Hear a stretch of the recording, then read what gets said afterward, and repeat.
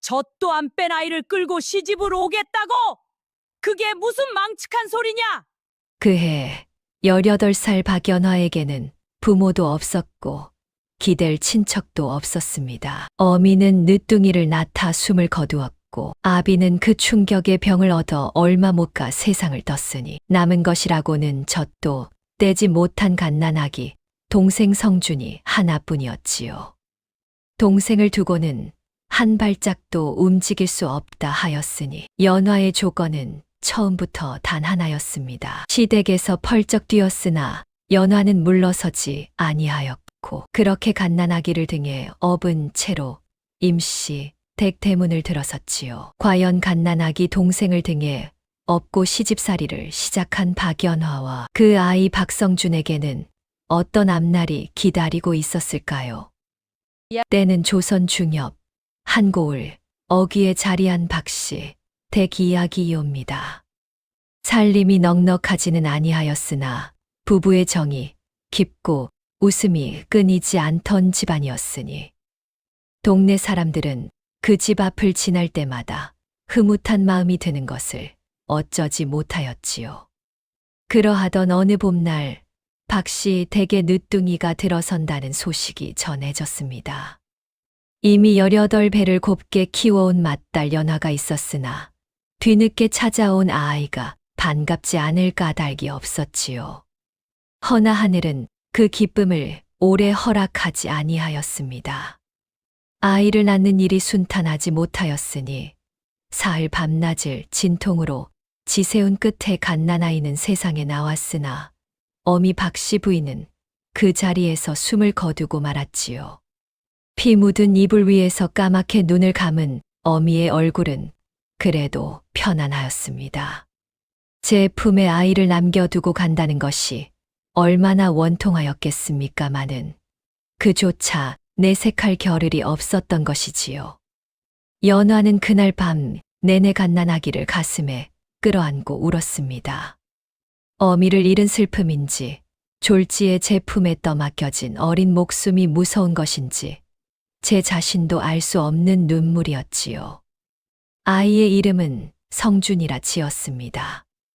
아비 박씨가 떨리는 손으로 이름 석자를 써 내려가며 말하였지요. 내 어미가 목숨을 바꿔 낳아준 아이다. 귀히 여기거라. 그러나 박씨는 오래 버티지 못하였습니다. 어미를 잃은 슬픔이 깊었는지 아니면 오랜 세월 고생만 시키다 먼저 보낸 죄책감이 병이 되었는지 봄이 가고 여름이 지나는 동안 그는 하루가 다르게 야위어갔지요. 가을이 무르익을 즈음에는 자리에서 일어나는 것조차 힘겨워하였으니 연화는 성준이를 등에 업은 채로 아비 곁에서 미음을 쓰고 약재를 다리며 하루하루를 버텼습니다. 겨울이 오기 전 박씨도 눈을 감았습니다. 마지막 숨을 거두는 자리에서 그는 연화의 손을 꼭 쥐고 말하였지요. 성준이를 부탁한다. 내가 이 아이의 어미다. 연화는 고개를 끄덕였습니다. 울지 아니하였지요. 눈물을 흘리고 있을 겨를이 없다는 것을 그 어린 나이에 이미 깨달아 버렸던 것이었습니다. 이제 박씨 댁에 남은 것이라고는 18살 연화와 100일도 채 되지 않은 갓난아기 성준이뿐이었습니다. 가장 급한 것은 저지였지요. 어미 없이 태어난 아이에게 먹일 것이 없었으니 연화는 성준이를 포대기에 단단히 싸서 등에 업고 이웃집 문을 두드리기 시작하였습니다. 산후에 젖이 흐르는 아낙네를 찾아다니며 한 모금씩 얻어먹이는 것이었지요. 어르신, 죄송하옵니다. 이 아이가 배가 고프다 하옵는데 저 찬 모금만 나누어 주실 수 있겠사옵니까? 문전박대를 당하는 날도 있었고 측은히 여긴 안악이 선뜻 품을 열어주는 날도 있었습니다. 연화는 부끄럽다 여기지 아니하였지요.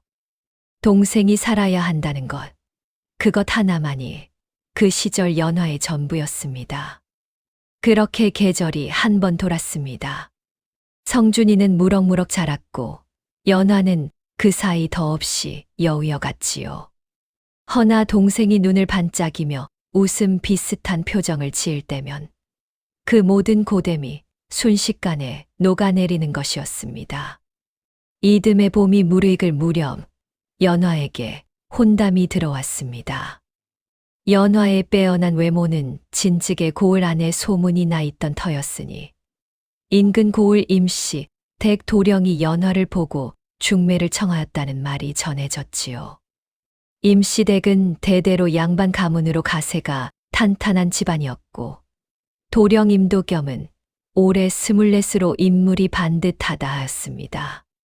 중매쟁이 할머니 박씨 댁 살인문을 밀치고 들어서며 연화 앞에 앉았습니다.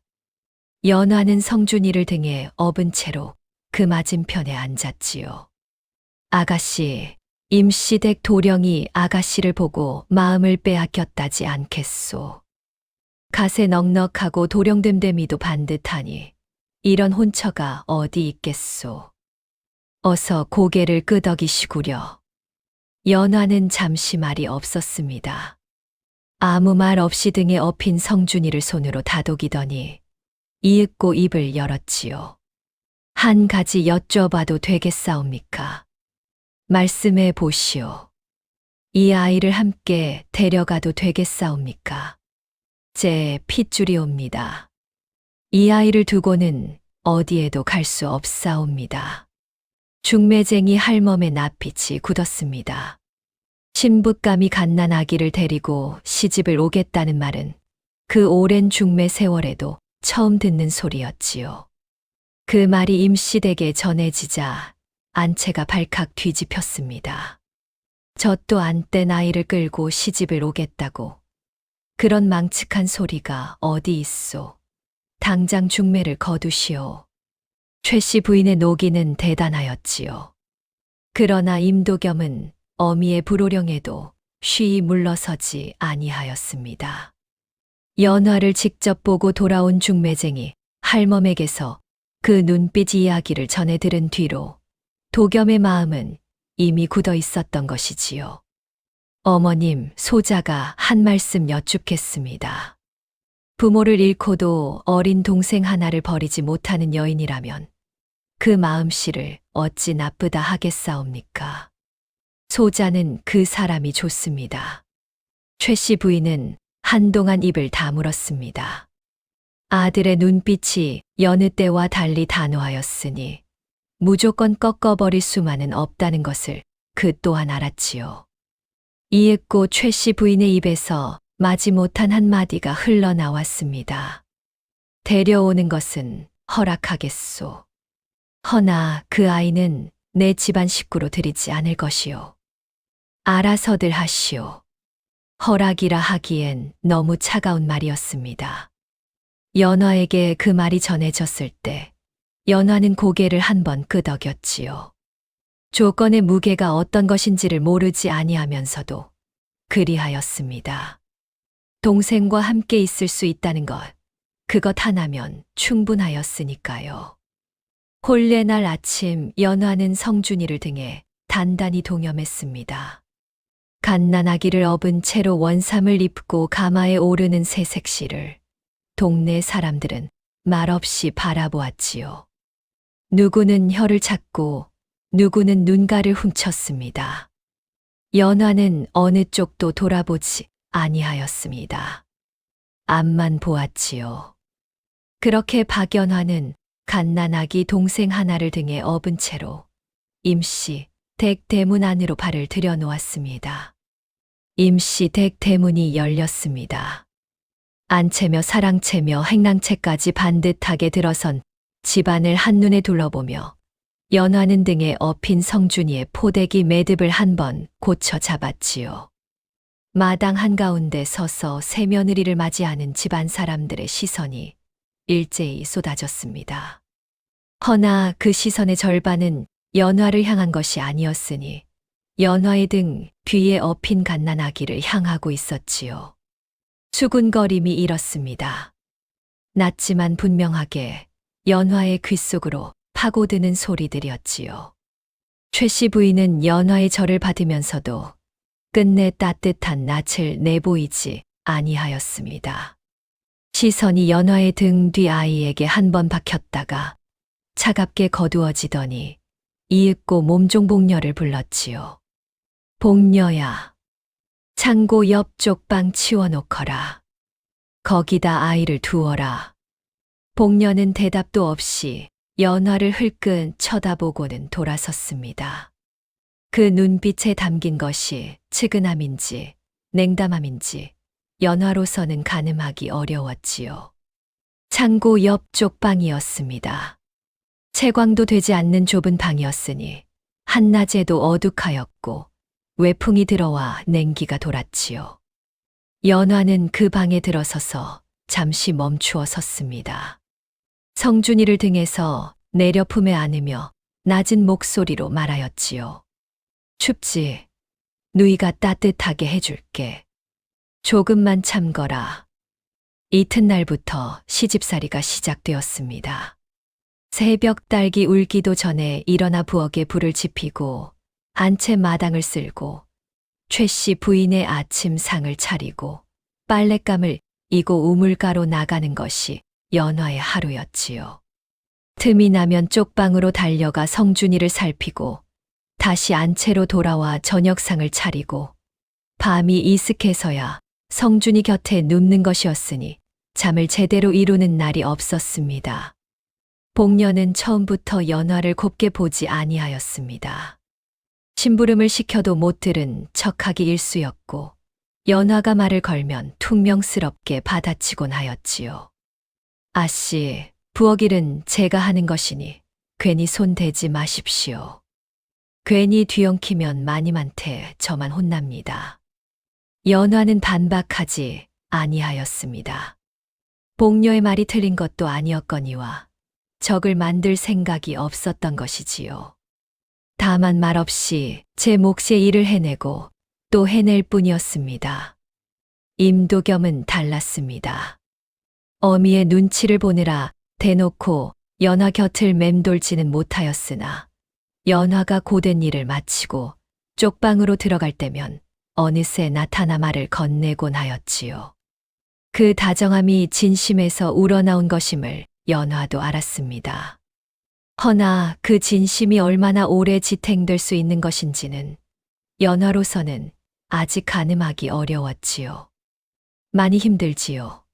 성준이는 잘 있소. 서방님 덕분에 잘 있사옵니다.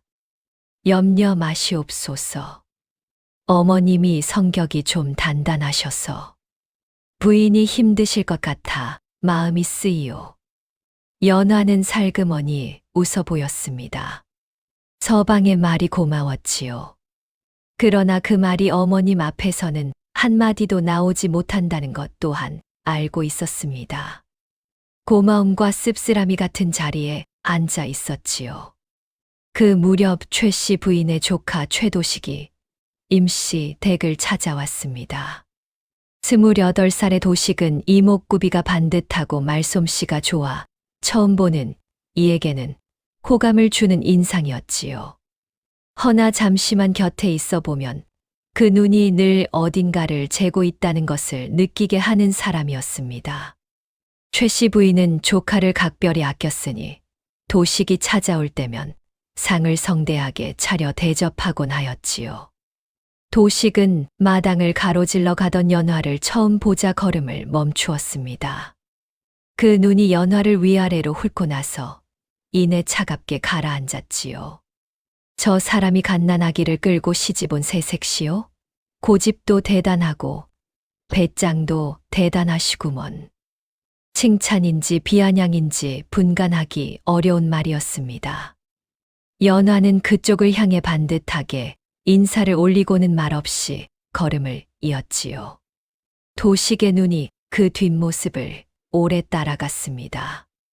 그 눈빛에 담긴 것이 무엇인지를 연화는 아직 몰랐습니다.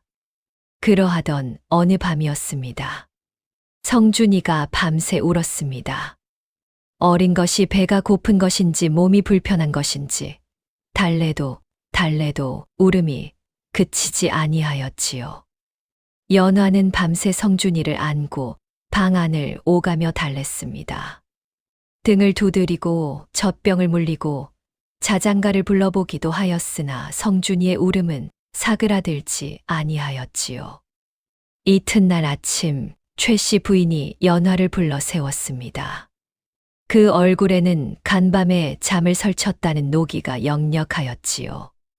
간밤에 그 아이 울음소리에 온 집안이 뒤집혔다. 저런 것을 데려와서 집안 꼴이 이게 뭐냐. 더는 두고 볼 수 없어. 그 아이 당장 내보내거라. 연화의 얼굴에서 핏기가 거쳤습니다. 다리가 풀렸지요. 그러나 연화는 무너지지 아니하였습니다. 천천히 그 자리에서 무릎을 꿇었지요. 성준이를 가슴에 꼭 끌어안은 채로 고개를 깊이 숙였습니다. 어머님, 죄송하옵니다. 소부가 단단히 단속하지 못한 탓이옵니다. 다시는 이런 일이 없도록 하겠사오니 부디 한 번만 용서하여 주시옵소서. 이 아이를 내보내시면 소부도 이 집에 있을 수가 없사옵니다. 마지막 한마디는 애원이 아니었습니다. 아주 낮고 조용한 목소리였으나 그 안에는 한치도 흔들리지 않는 무언가가 담겨 있었지요. 최 씨 부인의 눈썹이 꿈틀하였습니다. 며느리를 내보내는 것은 명분이 필요한 일이었습니다. 이제 막 혼례를 치른 마당에 내보낼 수는 없었지요. 최 씨 부인은 아래 십수를 깨물며 한참을 침묵하다가 이윽고 차갑게 말을 뱉었습니다. 다음에 또 이런 일이 생기면 그때는 내가 직접 처리할 것이야. 물러가거라. 연화는 방을 나왔습니다. 복도를 걸으며 성준이의 등을 손바닥으로 천천히 문질렀지요. 아이는 이제 잠이 들어 있었습니다. 그 고요한 숨소리를 느끼며 연화는 마음속으로 다짐하였지요. 버텨야 한다고. 이 집에서 버텨야 한다고. 그것이 이 아이를 지키는 유일한 길이었으니까요. 무릎을 꿇는다고 해서 꺾이는 것은 아니었습니다. 방으로 돌아온 연화는 성준이를 요 위에 눕혀두고 한동안 가만히 앉아 있었지요. 감정을 사귀는 것이 아니었습니다. 생각하는 것이었지요. 이 집에서 동생과 함께 버티려면 무엇이 필요한가를 차갑고 또렷하게 따져보는 것이었습니다. 최 씨 부인이 가장 소중히 여기는 것이 무엇인지 연화는 이미 살펴두었지요. 체면이었습니다. 이 고을 양반네 사이에서의 평판이었고 집안 살림의 품격이었으며 손님상에 올리는 음식의 격식이었습니다. 연화는 그것들을 하나씩 공략하기로 마음먹었지요. 꺾어서 이길 수 없는 사람이라면 그 사람이 원하는 것을 내어주면서 버티는 수밖에 없었으니까요. 연화가 처음 손을 댄 것은 부엌이었습니다. 복녀가 차리는 최 씨 부인의 아침상에는 언제나 나물 한두 가지와 된장국이 전부였지요. 연화는 새벽녘 공녀보다 먼저 일어나 부엌에 들어갔습니다. 전날 저자에서 눈여겨봐 두었던 제철 나물을 손질하고 국물을 따로 우려내어 간을 맞추었지요. 상차림의 가짓수를 늘린 것이 아니었습니다. 같은 재료로도 손이 더 가고 맛이 달라지도록 한 것이었지요. 아씨, 부엌은 제 구역이라 하지 않았습니까? 마님이 아시면 제가 혼납니다. 복녀야, 미안하다. 잠이 일찍 깨어 손이 허전하여 그리하였으니 이번 한 번만 눈 감아 주렴. 마님께서 맛이 이상하다 하시면 내가 다 여쭙겠다. 복녀는 못마땅한 얼굴로 팔짱을 끼었지만 막아서지는 아니하였습니다. 그날 아침 최 씨 부인은 상을 받고 잠시 젓가락을 멈추었지요. 무어라 말하지는 아니하였으나 그릇이 평소보다 깨끗하게 비워졌습니다. 그것이 시작이었습니다. 연화는 날마다 조금씩 더하였지요. 안채 마루를 윤이 나도록 닦고 최 씨 부인의 의복을 꺼내어 손질하고 손님이 올 때면 상차림을 미리 준비하여 최 씨 부인이 따로 분부하지 않아도 되도록 하였습니다. 빈틈을 주지 아니한 것이지요. 금을 잡으려 해도 잡힐 것이 없도록 하였습니다. 한 달이 지나고 두 달이 지나자 인근 양반댁 마님들 사이에서 임씨, 댁 새며느리 솜씨가 보통이 아니라는 말이 돌기 시작하였습니다. 최 씨 부인은 겉으로 내색하지 아니하였습니다. 며느리를 칭찬하는 말은 입에 담지 않았지요. 허나 그전처럼 연화를 함부로 대하는 일도 조금씩 줄어들었습니다.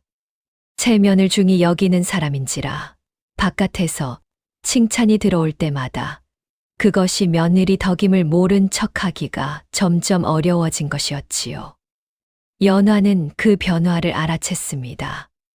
그러나 서두르지 아니하였지요. 아직 갈 길이 멀었으니까요. 그 사이 성준이가 자랐습니다. 봄이 오고 여름이 지나는 동안 갓 뒤집기를 하던 아이가 어느새 앉기 시작하였고, 가을 무렵에는 뭔가를 붙잡고 일어서려 버둥거리기 시작하였지요. 옹알이도 시작되었으니 연화가 가까이 가면 두 팔을 뻗으며 알 수 없는 소리를 연방 뱉어냈습니다. 그래, 그래. 누이 왔다. 배고프냐? 어디 보자꾸나. 성준이가 방긋 웃었습니다.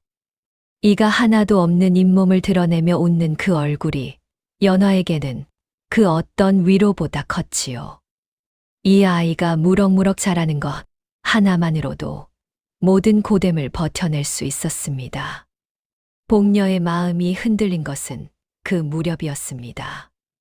어느 날 저녁 연화가 상을 나르러 간 사이 성준이가 쪽방에 혼자 남겨졌지요.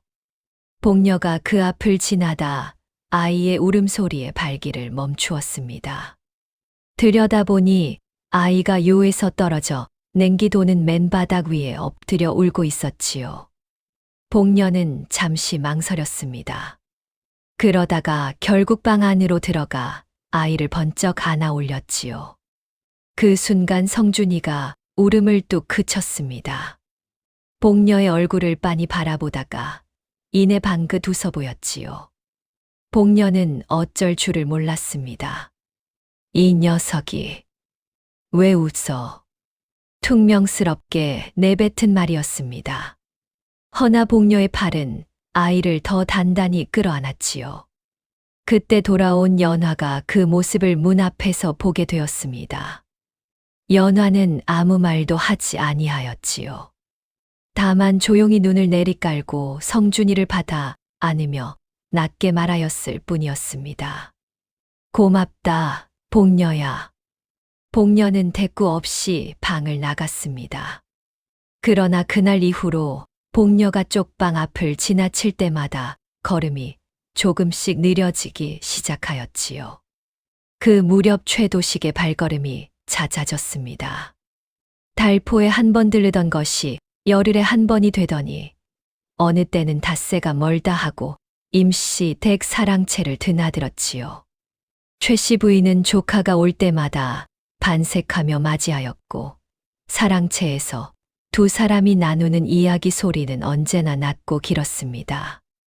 어느 날 연화는 우연히 사랑채 앞마당을 지나다가 최도식이 두루마리 문서를 품 안에 집어넣는 것을 보았습니다.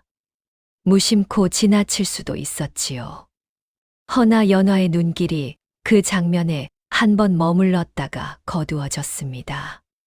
무언가 이상하다는 느낌이 가슴 한켠에 걸렸지요.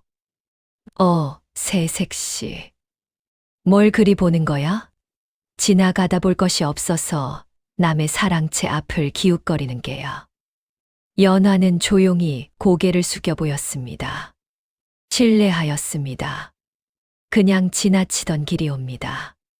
그 자리를 벗어나면서도 연화의 머릿속에는 방금 전 장면이 지워지지 아니하였지요. 최도식이 품 안에 넣은 그 문서가 무엇인지 연화는 아직 알 수 없었습니다. 허나 그 눈빛이 마음에 걸렸지요. 도식의 눈은 언제나 무언가를 재고 있었으니까요. 밤이 깊으면 연화는 성준이 곁에 앉아 글자를 썼습니다. 아직 말도 제대로 못하는 아이 앞에 종이를 펼쳐놓고 글자를 써 내려가는 것이 어쩌면 우스운 일이었지요. 허나 연화는 개의치 아니하였습니다. 어미를 대신해 아이를 키우는 것이라면 어미가 해줄 수 있는 모든 것을 해주고 싶었지요. 성준아, 이게 하늘 천티엔이야. 잘 봐라. 언젠가 내가 이걸 줄 있는 날이 오면 누이가 얼마나 기쁘겠니. 성준이는 알아들을 리 없었지요. 다만 누이의 목소리가 좋은 것인지 눈을 동그랗게 뜨고 종이 위에 붓 움직임을 바라보다가 이내 스르르 잠이 들었습니다. 연화는 그 작은 얼굴을 물끄러미 내려다보았지요. 이 아이가 크는 날이 올 것이라고. 그날이 오기까지 버텨내야 한다고. 연화는 촛불 아래서 혼자 다짐하고 또 다짐하였습니다. 그 불빛이 가늘게 떨렸지만 꺼지지는 아니하였지요. 세월이 흘렀습니다. 봄이 두 번 오고 가는 동안 연화는 임식에게 뿌리를 내렸지요. 여전히 따뜻한 말 한마디 받지 못하는 처지였으나 흔들리지 않는 살림 솜씨와 빈틈없는 몸가짐으로 함부로 건드리기 어려운 자리를 만들어 낸 것이었습니다. 성준이는 어느새 옹알이를 벗어나 또렷한 말을 뱉기 시작하였고 아장아장 걸음마를 떼며 쪽방 안을 헤집고 다니는 나이가 되었지요. 그러던 어느 가을 저녁이었습니다. 사랑채에서 임도겸의 기침 소리가 흘러나왔지요. 처음에는 찬 바람을 맞아서 그런가 하고 넘겼습니다. 허나 사흘이 지나고 열흘이 지나도 기침이 가라앉지 아니하였지요. 연화가 자세히 살피니 안색이 날로 창백해지고 있었으며 밥상을 받아도 젓가락질이 전보다 현저히 줄어 있었습니다. 서방님, 기침이 오래 가시옵니다. 의원을 한번 불러보시는 것이 어떠하옵니까? 별것 아니요. 계절이 바뀌면 이러하니 걱정 마시오. 연화는 더 이상 말을 잇지 아니하였습니다. 허나 그날 밤 성준이를 재우고 난 뒤 홀로 부엌에 나가 배를 깎아 꿀과 함께 중탕하였지요. 서방의 기침에 좋다는 것을 친정어미에게서 들어 알고 있었기 때문이었습니다. 최 씨 부인은 아들의 병세를 알고 있었습니다. 허나 쉬쉬하였지요. 의원을 부르면 소문이 날까 두려웠던 것이었습니다. 집안의 약세가 바깥에 알려지는 것을 그 무엇보다 꺼리는 사람이었으니까요. 연화가 남편 상태를 살피고 조심스레 의원을 청하자고 여쭈었을 때 최 씨 부인의 낯빛이 싸늘하게 굳었지요. 내가 바깥 집안 귀신을 데리고 들어와서 우리 도겸이한테 애기 옮긴 것이야. 멀쩡하던 아이가 내가 들어온 뒤부터 저 모양이 된 것 아니냐. 연화의 가슴이 서늘해졌습니다. 억울하지 않은 것이 아니었지요. 그러나 그 자리에서 맞받아치는 것은 아무런 도움이 되지 않는다는 것을 알았습니다. 연화는 깊이 고개를 숙였지요. 소부의 부덕함 탓이옵니다. 죄송하옵니다. 허오나 서방님 병원만큼은 속히 손을 쓰셔야 하옵니다. 어머님께서 결정하여 주시옵소서. 최 씨 부인은 대답 대신 자리를 박차고 일어났습니다. 연화를 탓하면서도 아들의 상태가 심상치 않다는 것을 외면할 수 없었던 것이지요. 이튿날 아침 최 씨 부인이 먼저 의원을 불러들였습니다. 마치 자신이 진즉부터 그리하려 했던 것처럼 아무 말 없이 조용하게. 의원의 말은 좋지 아니하였습니다. 폐가 약해진 것이니 찬 기운을 멀리하고 원기를 보하는 음식을 꾸준히 드셔야 한다 하였지요. 완쾌를 장담할 수 없다는 말은 하지 않았으나 그 표정이 이미 말해주고 있었습니다. 연화는 그날부터 간병을 자처하였지요. 새벽에 일어나 약재를 다리고 하루 3차례 정해진 시각에 약을 올리고 독염이 몸을 뒤척일 때면 이불을 고쳐 덮어 주었습니다. 부인이 이리 고생하는 것이 마음에 걸리오. 그냥 두어도 나을 것이오. 서방님이 어서 쾌차하시는 것이 저도 고생을 덜 하는 길이옵니다. 가만히 계시옵소서. 임도겸이 낮게 웃었습니다. 그 웃음소리가 금세 기침으로 이어졌지요. 연화는 등을 천천히 쓸어내리며 기침이 가라앉기를 기다렸습니다. 바깥에서는 성준이가 마당을 아장아장 걷는 소리가 들려왔지요. 그 소리를 들으며 연화는 마음속으로 빌었습니다. 제발 이 집이 더 이상 무너지지 말기를. 어두운 날들 속에서 성준이만이 연화의 빛이었습니다. 4살이 된 성준이는 이제 제법 사람 구실을 하였지요. 아직 혀가 짧아 발음이 뭉개지기는 하였으나 말을 곧잘 알아들었고 연화의 눈치도 볼 줄 알았습니다. 연화가 피곤한 낯을 하고 있으면 어디선가 와서 조그만 손으로 누이의 손을 잡았지요. 누나, 왜 이렇게 손이 차가워? 누나 손이 얼었어. 괜찮다. 성준이 손이 따뜻하니까 이렇게 잡고 있으면 누나 손도 따뜻해지겠네. 성준이가 두 손으로 연화의 손을 꼭 감싸 쥐었습니다. 눈을 찡그리며 진지한 얼굴로 손을 비벼 주었지요. 그 모습이 너무나 우스워서 연화는 오랜만에 입을 열고 웃었습니다. 큰 소리로 웃는 것이 언제였는지 기억도 나지 않았지요. 성준이가 어리둥절한 얼굴로 연화를 올려다보았습니다. 누나 왜 웃어? 성준이가 너무 귀여워서. 다 컸다고 생각했더니 아직 많이 어리구나. 나 안 어려. 나 다 컸어. 성준이가 볼을 부풀리며 항의하자 연화가 다시 한 번 웃었습니다. 이 웃음 한 번으로 오늘 하루를 버틸 힘이 채워지는 것이었지요. 그 무렵 최도식의 움직임이 심상치 아니하였습니다. 임도겸이 병으로 눕자마자 도식의 사랑채 출입이 눈에 띄게 잦아졌지요. 최 씨 부인과 단둘이 오래 이야기를 나누는 날이 늘었고 집안 문서를 관리하는 이가 도식으로 바뀌어 있었습니다.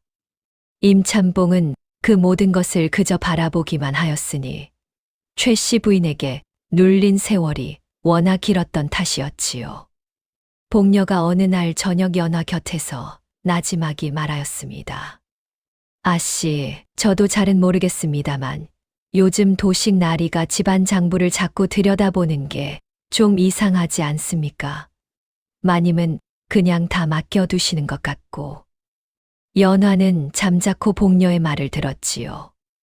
복녀가 연화 편으로 기울었다는 것을 그 한마디로도 알 수 있었습니다.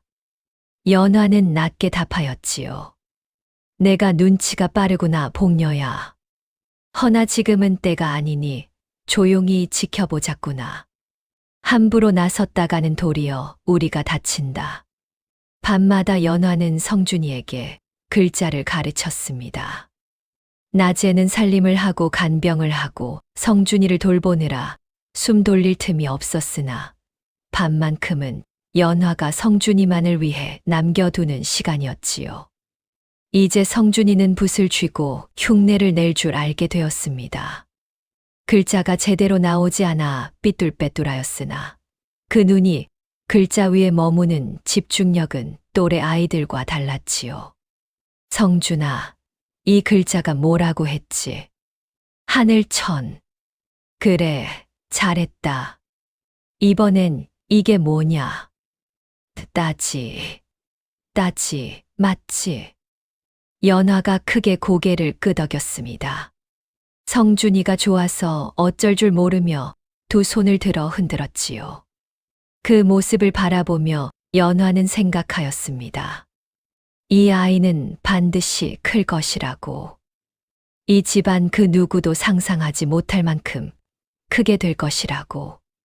그것이 연화가 버틸 수 있는 이유였습니다. 그것이 전부였지요. 겨울이 깊어지던 어느 날 밤이었습니다. 임도겸의 기침이 갑자기 심해졌지요. 연화가 약을 다려 들고 갔을 때 도겸은 이미 반쯤 눈을 감은 채 누워 있었습니다. 숨소리가 고르지 않았지요. 연화는 약사발을 내려놓고 그 곁에 무릎을 꿇었습니다. 도겸의 손이 차가웠지요. 연화가 두 손으로 그 손을 감싸 쥐었습니다. 부인 미안하오. 너무 고생만 시켰소. 그런 말씀 마시옵소서. 서방님, 정신 차리시옵소서. 아직 가시면 아니 되옵니다. 성준이를 잘 부탁하오. 그 아이는 반드시 클 것이오. 부인 눈을 닮았으니 그것이 마지막이었습니다. 도겸의 손에서 힘이 빠져나갔지요. 연화는 한동안 그 손을 놓지 못하였습니다. 밖에서는 바람이 울었고 방 안에는 꺼져가는 촛불 하나만이 남아 있었지요. 연화의 곡소리가 임시 댁 안채를 가득 채운 것은 그로부터 얼마 지나지 않아서였습니다. 태어나서 그렇게 크게 운 것이 처음이었는지도 몰랐지요. 어미를 잃었을 때도 아비를 잃었을 때도 참았던 눈물이 그날 밤 한꺼번에 쏟아져 내렸습니다. 3일상을 치르기가 무섭게 최 씨 부인이 연화를 불러들였습니다. 안채 깊숙한 방이었지요. 최 씨 부인은 상복 차림으로 앉아 있었으나 그 눈빛에 슬픔보다 다른 무언가가 더 짙게 고여 있었습니다. 연화는 그 자리에 무릎을 꿇고 앉았지요. 도겸이가 세상을 떴으니 할 말이 있다. 내 신세를 생각해서 하는 말이니 잘 들어라. 과부가 된 처지에 갈 곳 없는 아이까지 데리고 남의 집에 붙어 있는 것이 어디 보기 좋은 일이냐. 친정도 없는 처지이니 내 이참에 살 곳을 마련해 줄 터이니 조용히 나가거라. 연화는 고개를 들었습니다. 두 눈이 아직 부어 있었지요. 허나 목소리는 흔들리지 아니하였습니다. 어머님, 소부가 감히 여쭙겠사옵니다. 지아비를 잃은 아내가 지아비의 제삿날을 지키는 것이 도리이옵니다. 소부가 이 집을 나가야 할 까닭이 있사옵니까? 그 아이가 걸리는 것이야. 도겸이 자식도 아닌 아이를 데리고 과부가 여기 눌러앉으면 집안 체면이 어떻게 되겠느냐. 소부의 동생이 이 집 체면을 손상시킨 일이 있사옵니까? 있으시다면 말씀해 주시옵소서. 소부가 달게 받겠사옵니다. 허오나 아무 잘못 없는 아이를 내치는 것은 도리가 아니옵니다. 소부는 서방님 3년상을 마치는 날까지 이 자리를 지키겠사옵니다. 최 씨 부인의 눈이 가늘어졌습니다. 이 며느리를 내보내려면 명분이 있어야 하는데 연화는 그 명분을 주지 아니하였지요. 칠거지약에 해당하는 것도 없었고 시댁 어른을 거역한 일도 없었습니다. 법도를 앞세우는 며느리를 법도 없이 내칠 수는 없는 노릇이었지요. 최 씨 부인은 결국 자리를 박차고 일어났습니다. 아무 말도 없이 연화는 그 자리에서 깊이 절을 올렸습니다. 등 뒤로 식은땀이 흘렀지만 무릎은 떨리지 아니하였지요. 그 무렵부터 임시 댁살림이 눈에 띄게 기울기 시작하였습니다. 처음에는 작은 것들이었지요. 저자에서 들어오는 물건의 양이 줄었고 행랑채 하인들의 수가 하나둘 줄어들었습니다. 최 씨 부인은 살림이 어려워졌다는 말을 입 밖에 내지 아니하였으나 연화의 눈에는 그 변화가 고스란히 보였지요. 복녀가 어느 날 저녁 연화에게 귀띔하였습니다. 아씨, 들으셨습니까? 도식 나리가 작년에 마님께 맡아두었다던 논문서가 지금은 도식 나리 이름으로 바뀌어 있다 하옵니다. 인근 마름 영감한테서 제가 들은 말이옵니다. 연화의 눈빛이 차가워졌습니다. 예감이 현실이 된 것이었지요. 최도식이 임시 댁 재산 문서를 조금씩 제 이름으로 돌려놓고 있다는 것. 그것이 오래전부터 벌어지고 있었음을 이제야 확인하게 된 것이었습니다. 복녀야, 그 말 다른 데서는 꺼내지 마라. 알겠지? 아씨는 어쩌실 생각이십니까? 때를 기다려야지.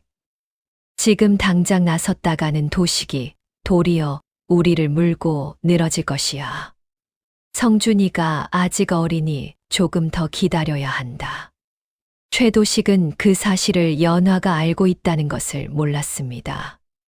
임시댁 과부 며느리가 어린 동생이나 돌보느라 집안 사정에는 어둡다고 여긴 것이지요.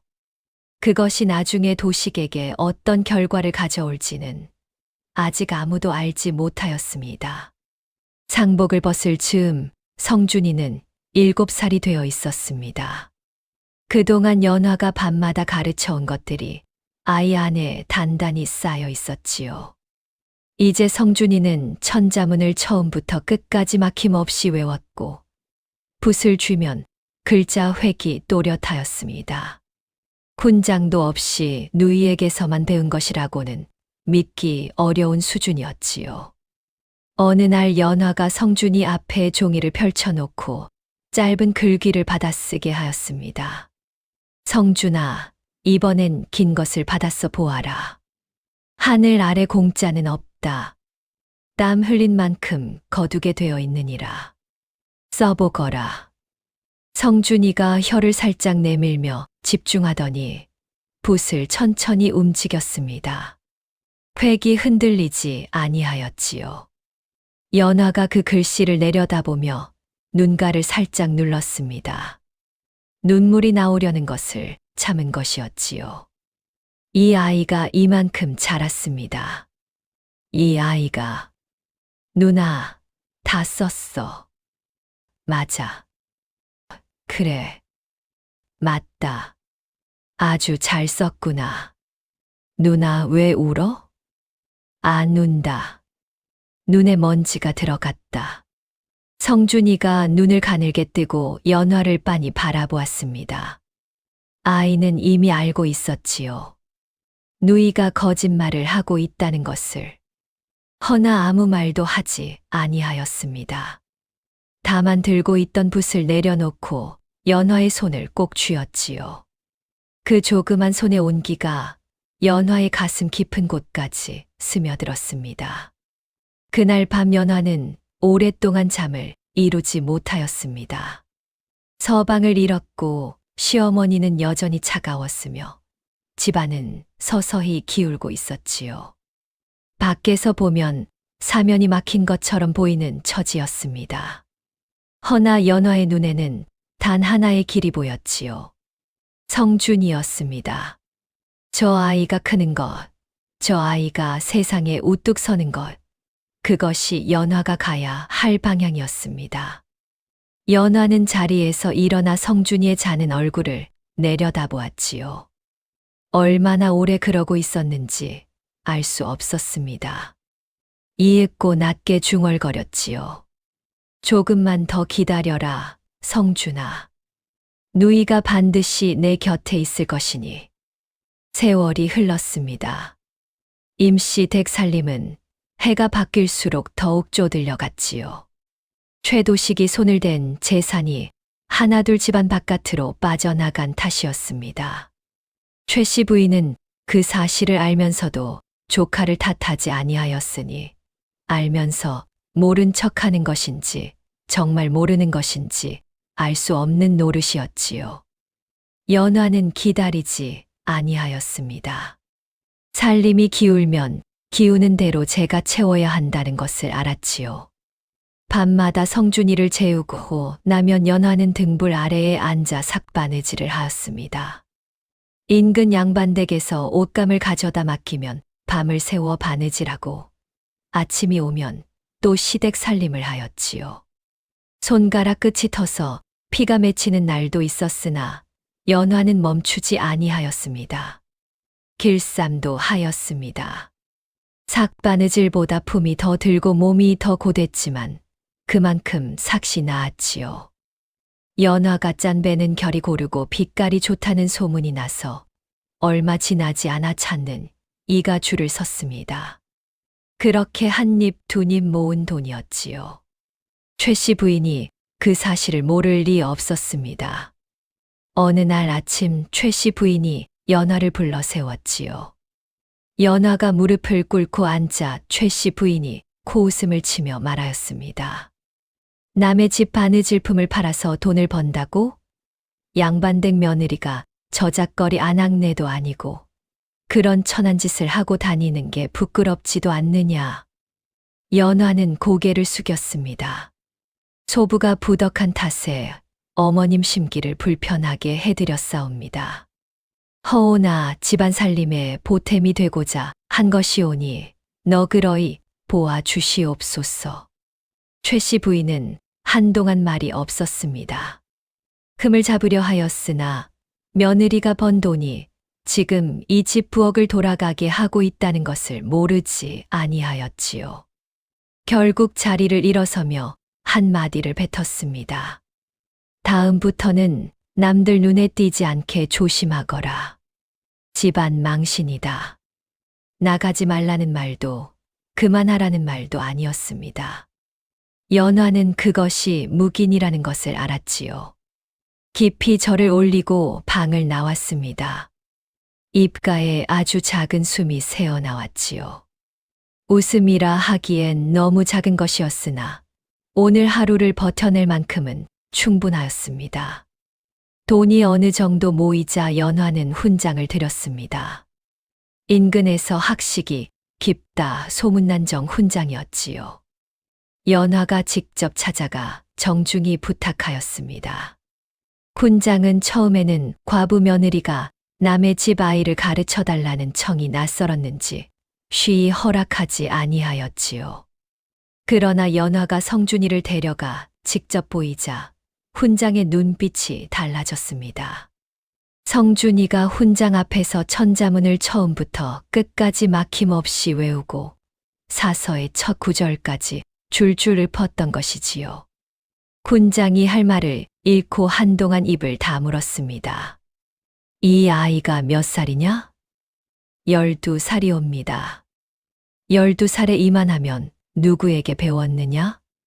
저한테 배웠사옵니다. 훈장이 연화를 한 번 바라보았다가 다시 성준이를 내려다보았습니다. 이윽고 천천히 고개를 끄덕였지요. 내가 가르치겠다. 이런 아이를 그냥 두는 것은 하늘이 용납하지 않을 것이야. 정 훈장 밑에서 성준이의 총명함은 날로 드러났습니다. 한 번 읽은 것은 잊지 아니하였고 글뜻을 새기는 데 있어 또래보다 몇 배는 빨랐지요. 훈장이 어려운 구절을 던져주면 성준이는 잠시 생각하다가 막힘없이 풀어냈습니다. 어떤 날은 훈장이 먼저 물음을 거두고 되레 성준이의 풀이를 듣는 일도 있었지요. 복녀가 어느 날 그 광경을 옆에서 보다가 연화 곁으로 와서 낮게 말하였습니다. 아씨, 저 아이 보통이 아닙니다. 훈장 어른이 성준 도령한테 혼나는 거 아닙니까? 연화가 소리 없이 웃었습니다. 쓸데없는 소리 하지 마라. 훈장 어른 귀에 들어가면 어쩌려고. 그래도 아씨, 진짜 아닙니까? 저는 처음부터 알아봤습니다. 눈빛이 예사롭지 않다고요. 연화는 대꾸 없이 앞을 보았습니다. 허나 그 눈빛 속에는 복녀가 맞다는 것을 아는 빛이 역력하였지요. 복녀가 완전히 연화와 성준이 편이 된 것은 어느 한순간의 일이 아니었습니다. 오랜 시간 조금씩 쌓인 것들이었지요. 연화가 힘든 내색 없이 버텨온 것들, 성준이가 어떤 냉대에도 맑은 눈빛을 잃지 않았던 것들, 그리고 연화가 한 번도 복녀를 함부로 대한 적이 없었던 것들이 복녀의 마음 안에 차곡차곡 쌓여 있었습니다. 어느 날 저녁 복녀가 연화에게 작은 보퉁이를 내밀었습니다. 아씨, 이거 제가 조금 모아둔 것이옵니다. 얼마 되지는 않습니다만 성준 도령 공부에 보태 쓰시옵소서.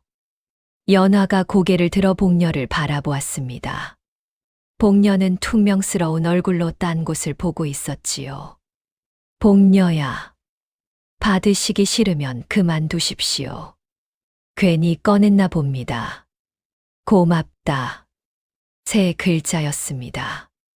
허나 복녀는 그 말에 잠시 눈을 깜박였지요. 그러고는 아무 말 없이 돌아섰습니다. 그 뒷모습이 어깨가 약간 올라가 있었지요. 부끄러운 것이었습니다. 그해 가을 밤이었습니다. 성준이가 훈장 어른에게 혼이 난 날이었지요. 글뜻을 너무 제멋대로 풀었다 하여 회초리를 맞고 온 것이었습니다. 성준이는 아프다는 내색보다 억울하다는 얼굴이 더 역력하였지요. 연화 앞에 와서 앉더니 한동안 입을 다물고 있다가 불쑥 말하였습니다. 누나, 나는 틀리지 않았어. 그 구절은 내가 푼 대로가 맞는데 훈장 어른이 틀렸다고 하셨어. 연화는 잠시 성준이를 바라보았습니다. 그러고는 천천히 입을 열었지요. 성준아, 내가 맞을 수도 있다. 허나 지금은 맞고 틀리고가 중요한 게 아니야. 지금 내가 해야 할 것은 배우는 것이다.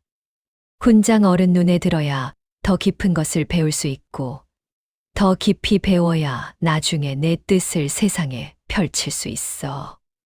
지금 참는 것이 나중에 이기는 것이야. 알았어. 근데 억울한 건 억울한 거야. 그래, 억울하지. 근데 억울한 것도 힘이 된다. 그 힘 잘 간직해 뒀다가 나중에 써라. 성준이가 잠시 생각하더니 고개를 끄덕였습니다. 연화가 그 머리를 한번 쓸어주었지요. 그날 밤 연화는 성준이가 잠든 뒤에도 오래 그 옆에 앉아 있었습니다. 이 아이가 크면 세상이 달라질 것이었습니다.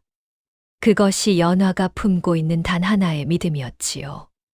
삭바느질로 트고 갈라진 손끝으로 연화는 잠든 성준이의 손을 살며시 쥐었습니다. 아이의 손은 따뜻하였지요. 언제나 그러하였듯이. 다시 몇 해가 지났습니다. 연화의 손은 더 거칠어졌고 머리카락에는 이른 흰 것이 한두 올 섞이기 시작하였지요. 그러나 눈빛만큼은 시집 오던 그날과 조금도 달라지지 아니하였습니다. 임씨 댁살림은 여전히 연화의 두 손으로 돌아갔고 성준이는 그 사이 어느새 반듯한 청년으로 자라 있었지요. 17살의 성준이었습니다.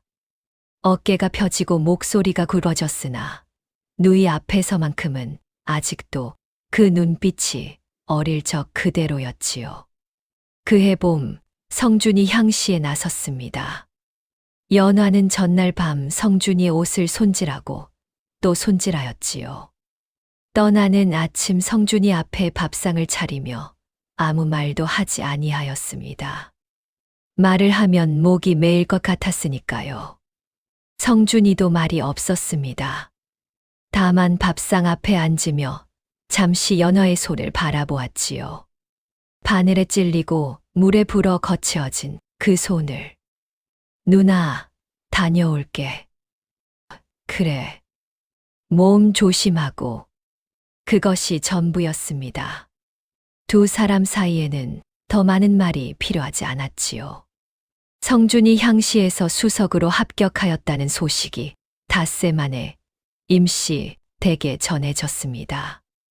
알리러 온 것은 정 훈장이었지요. 연화에게 그 말을 전하며 훈장이 말하였습니다. 부인께서 키우신 것이요. 저 아이는 반드시 대과에서도 이름을 날릴 것이요. 연화는 고개를 숙여 인사를 올렸습니다. 훈장이 돌아간 뒤 연화는 한동안 그 자리에 서 있었지요. 눈물은 나오지 아니하였습니다. 다만 가슴 안에서 무언가 단단하던 것이 조용히 풀리는 느낌이 들었지요. 오래 쥐고 있던 무언가를 비로소 내려놓는 것 같은. 성준이 합격 소식이 동네에 퍼지자 최 씨 부인의 태도가 하룻밤새 달라졌습니다. 그 오랜 세월 찬밥 취급하던 성준이를 갑자기 제 집안의 자랑으로 내세우기 시작한 것이지요. 마을 마님들이 찾아올 때마다 최 씨 부인은 이래 이 말을 빼놓지 아니하였습니다. 우리 집에서 먹이고 재우고 가르친 덕이지요. 제가 진작부터 저 아이 됨됨이를 알아봤습니다. 우리 집안 자랑이에요. 연화는 그 말을 듣고도 반박하지 아니하였습니다. 마님들 앞에서 고개를 숙이고 조용히 자리를 피하였지요. 허나 그 말이 성준이의 귀에도 들어가도록 내버려 두었습니다. 굳이 막지 아니하였지요. 어느 날 저녁 성준이가 연화방으로 들어왔습니다. 아무 말 없이 연화 곁에 앉더니 한참 만에 입을 열었지요. 누나, 나 오늘 마님들한테 할머니가 하시는 말 들었어. 그래서 나를 키운 게 누구인지 나는 알아. 누나, 연화는 아무 말도 하지 아니하였습니다. 다만 성준이의 머리를 한번 쓸어 주었지요. 성준이가 그 손을 가만히 잡았습니다. 두 사람은 그렇게 한동안 말없이 앉아 있었지요. 복녀가 그날 저녁 연화에게 다가와 낮게 말하였습니다. 아씨, 성준 도령 눈빛 보셨습니까? 저 눈빛이면 됩니다. 아무 말 안 해도 다 알고 있어요. 저 도령은. 연화가 복녀를 바라보았습니다. 복녀야, 고맙다.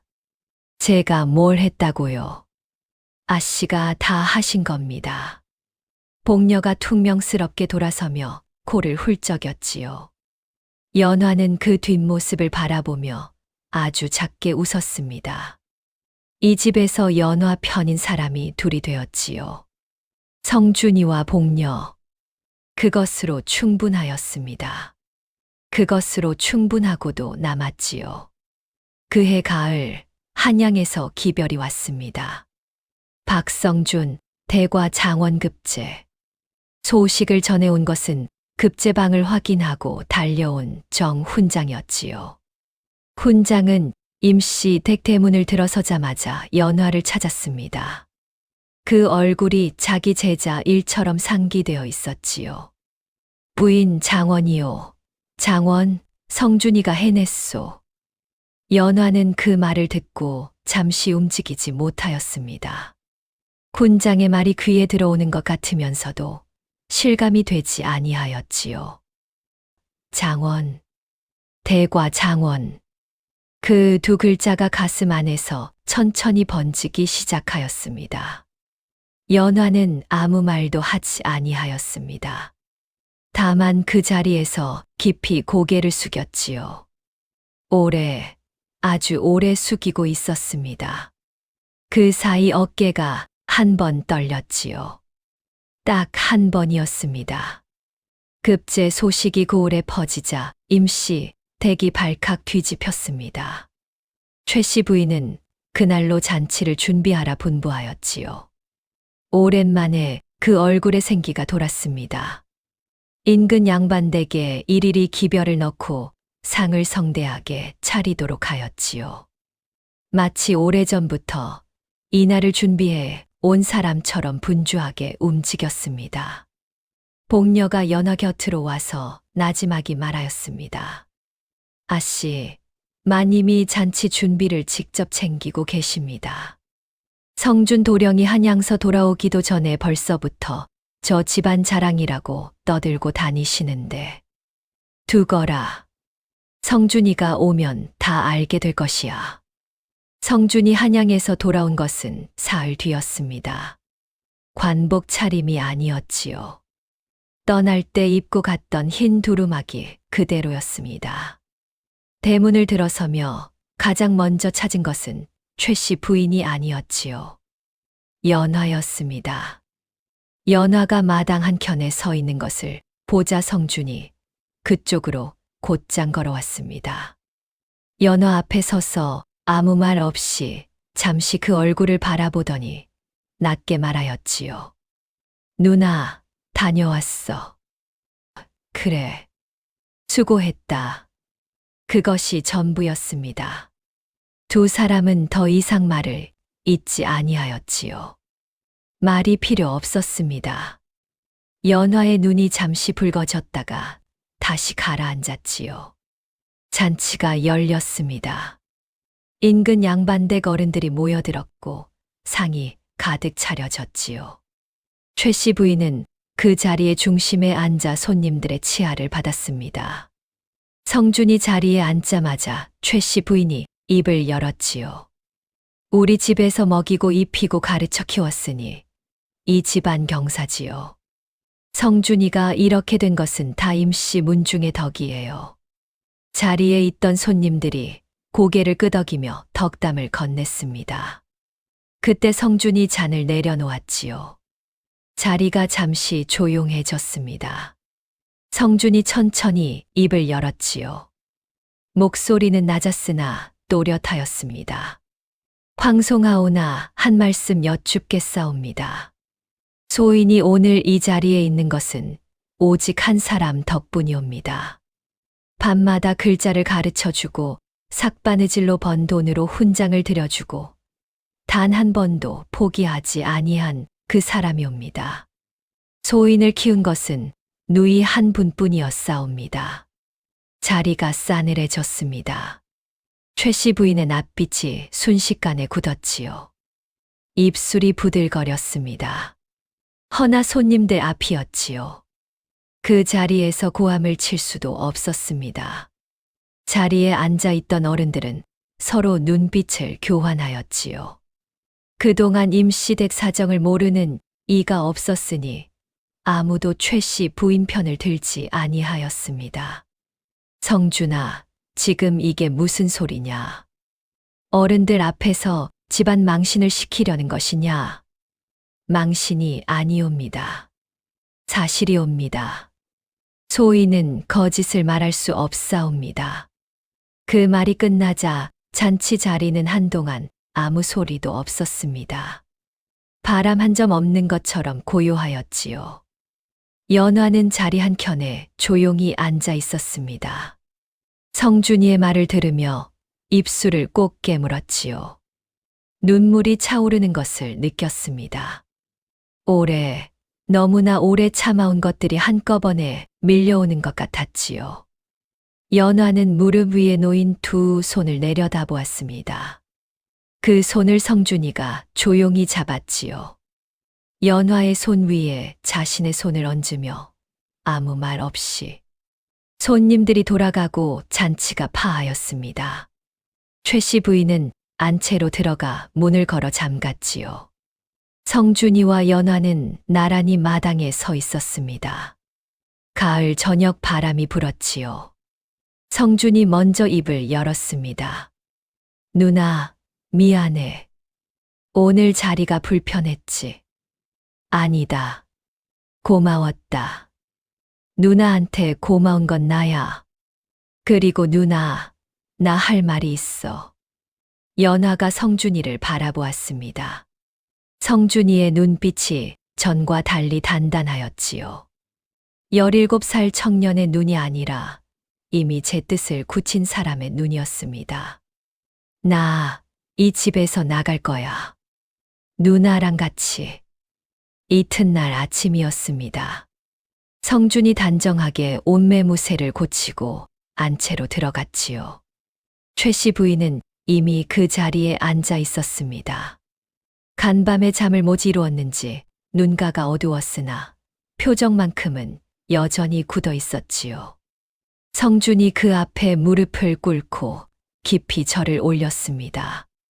할머님께 여쭙겠사옵니다. 소인이 이 집에서 먹고 자란 세월의 은혜는 잊지 아니하겠사옵니다. 허오나 소인을 이 자리까지 있게 한 것은 누이이옵니다. 소인은 누이를 모시고 나가겠사옵니다. 무례를 용서하여 주시옵소서. 최 씨 부인의 입술이 떨렸습니다. 나가면 다시는 이 집 문턱을 넘지 마라. 명심하겠사옵니다. 성준이 다시 한번 절을 올리고 일어섰습니다. 최 씨 부인은 끝내 붙잡지 아니하였지요. 붙잡을 명분이 없었습니다. 이미 급제한 사람이었고 제 발로 나가겠다는 것을 막을 도리가 없었지요.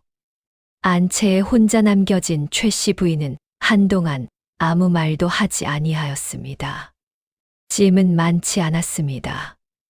연화가 이 집에 가져온 것이 애초에 없었으니까요. 보퉁이 하나의 연화의 것이 다 들어갔지요. 성준이 그것을 받아들었습니다. 연화가 빼앗으려 하자 성준이 비켜서며 말하였지요. 이제 내가 들게. 연화는 더 이상 빼앗지 아니하였습니다. 복녀가 대문 앞에 서 있었지요. 제 보퉁이를 들고 있었습니다. 연화가 눈으로 물었습니다. 복녀가 퉁명스럽게 말하였지요. 저도 갑니다. 이 집에 남아봤자 할 일도 없고 마님 심부름이나 하다 늙을 것 아닙니까? 복녀야, 괜찮겠어. 아씨가 없으면 제가 더 안 괜찮습니다. 어서 가시지요. 셋이 대문을 나섰습니다. 연화가 마지막으로 한 번 뒤를 돌아보았지요. 오래 살았던 집이었습니다. 고됐던 집이었지요. 허나 그 안에서 성준이가 자랐습니다. 연화는 천천히 고개를 돌렸습니다. 그리고 다시는 뒤를 보지 아니하였지요. 남매가 자리를 잡은 것은 고을, 어귀의 작은 집이었습니다. 임씨 댁에 비하면 보잘것없는 곳이었지요. 마당이 좁고 방이 작았습니다. 허나 연화는 그 집 안으로 들어서는 순간 가슴 어딘가에서 오래된 무언가가 스르르 녹아내리는 것을 느꼈지요. 눈치를 살피지 않아도 되는 공간이었습니다. 걸음을 조심하지 않아도 되는 마루였지요. 숨을 참지 않아도 되는 집이었습니다. 연화가 처음 한 일은 밥을 짓는 것이었습니다. 누군가의 눈치를 보지 않고 시간을 재지 않고 오직 성준이 한 사람만을 위해 차리는 밥상이었지요. 반찬이 많지 아니하였습니다. 허나 연화는 그 소박한 상을 차리면서 내내 입가에 무언가를 머금고 있었지요. 웃음이었습니다. 오래전에 잊어버렸던 것이 이제야 돌아온 것이었지요. 누나, 밥 다 됐어? 그래. 어서 와서 앉아라. 성준이가 와서 밥상 앞에 앉았습니다. 둘이 마주 앉았지요. 아무 말도 없이 밥을 먹기 시작하였습니다. 그 고요함이 편안하였지요. 이 고요함을 위해 얼마나 긴 세월을 버텨온 것인지 연화는 그 순간 비로소 실감하였습니다. 성준이 관직에 나아가는 날 아침이었습니다. 복녀가 이른 새벽부터 일어나 관복을 챙겼지요. 연화는 부엌에서 아침상을 차렸습니다. 성준이 관복을 입고 방에서 나왔을 때 연화는 그 모습을 보고 잠시 움직이지 못하였지요. 붉은 홍단령의 사모관대를 갖춰 쓴 성준이 거기 서 있었습니다. 등에 업고 다니던 갓난아기가 젖을 얻으러 이웃집 문을 두드리며 품에 안고 다니던 그 아이가 저렇게 서 있었지요. 성준이 연화 앞으로 걸어왔습니다. 그러더니 그 자리에서 천천히 무릎을 꿇었지요. 연화가 당황하여 말하였습니다. 성준아, 이게 무슨 짓이냐? 어서 일어나거라. 성준이 일어서지 아니하였습니다. 고개를 깊이 숙이며 말하였지요. 누나가 어미처럼 키워주셨으니 어미처럼 모시겠습니다. 오늘 이 절을 받아 주시옵소서. 연화의 눈에서 눈물이 흘렀습니다. 막으려 하였으나 막을 수가 없었지요. 시어머니 앞에서도 서방을 잃던 날도 내쫓기려 하던 날도 흘리지 않았던 눈물이었습니다. 그 모든 세월을 버텨오는 동안 단 한 번도 무너지지 않았던 연화가 제 동생의 절 앞에서 무너졌지요. 한참 만에 연화가 성준이의 어깨를 두 손으로 잡아 일으켰습니다. 성준이 일어서며 연화의 얼굴을 바라보았지요. 눈물 범벅이 된 누이의 얼굴을 보며 성준이 조용히 말하였습니다. 누나, 이제 울어도 돼. 성준이 출사하였습니다. 복녀가 배웅을 마치고 돌아와 연화 곁에 앉았지요. 두 사람은 한동안 아무 말도 하지 아니하였습니다. 그럴 필요가 없었으니까요. 복녀가 슬쩍 연화를 보더니 눈을 돌리며 중얼거렸지요. 잘 됐습니다, 아씨. 연화가 고개를 끄덕였습니다. 더 이상 말은 없었지요. 저녁이 되어 성준이 돌아왔습니다. 관복을 벗고 일상의 옷으로 갈아입고는 연화가 차려놓은 밥상 앞에 앉았지요. 두 남매가 나란히 앉아 밥을 먹었습니다. 창밖으로 늦가을 햇살이 길게 들어왔지요. 그 빛 안에 두 사람이 앉아 있었습니다. 갓난아기를 등에 업고 시집을 갔던 18살 연화가 이제 이 자리에 있었지요. 그 아이가 이 사람이 되었습니다. 세월이 한 것이기도 하였고 연화가 한 것이기도 하였지요. 허나 무엇보다 두 사람이 서로를 놓지 아니한 것이었습니다. 창가에 햇살이 가득하였습니다. 오래오래 그러하였지요. 오늘 들려드릴 이야기는 여기서 마칩니다. 이야기가 마음에 드셨다면 지금 이 순간 어디서 이야기를 듣고 계신지 댓글로 알려주시면 그 공간에 행복만이 가득할 수 있도록 같이 바라겠습니다. 이야기를 끝까지 시청해 주셔서 정말 감사합니다.